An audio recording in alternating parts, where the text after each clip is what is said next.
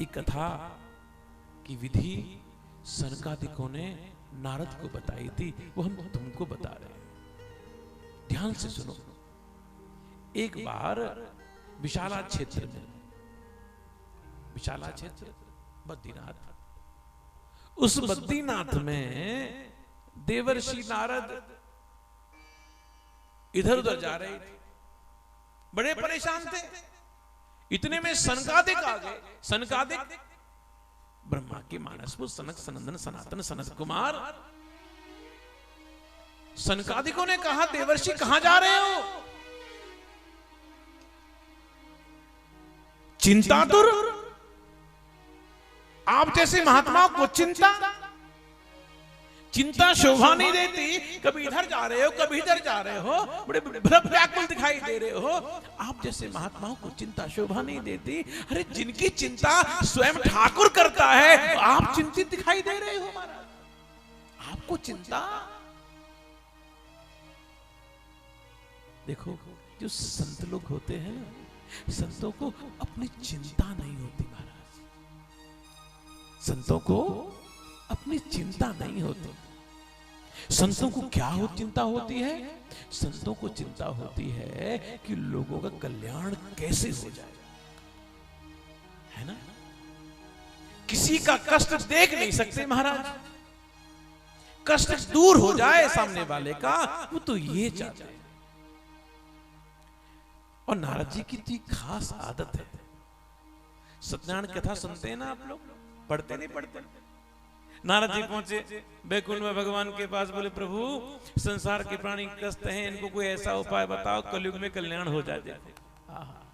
सारे संसार का बहा भजन जो है नारद लेकर घूमते रहते।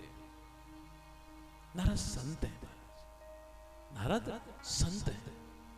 बोले क्या बात है, आप परेशान हो, बताओ तो सही कम से कम। नारद जी बोले क्या बताओ?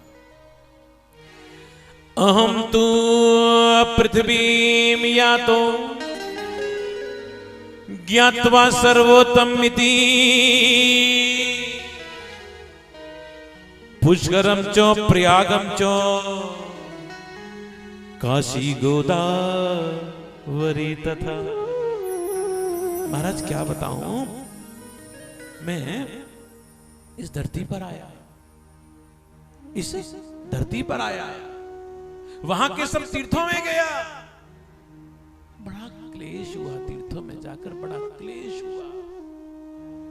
यमुनों ने बड़े बड़े महल खड़े कर रखे हैं, बड़े बड़े आश्रम बना रखे हैं। महाराज बड़ा दुख होता है, बड़ा दुख होता है।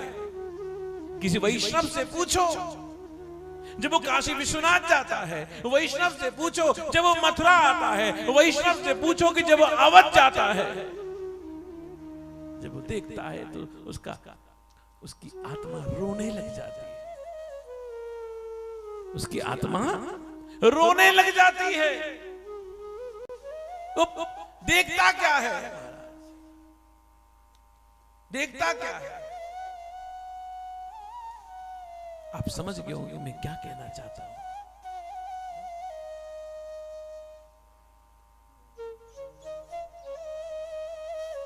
यमुनों ने बड़े बड़े स्थान बना लिए हैं।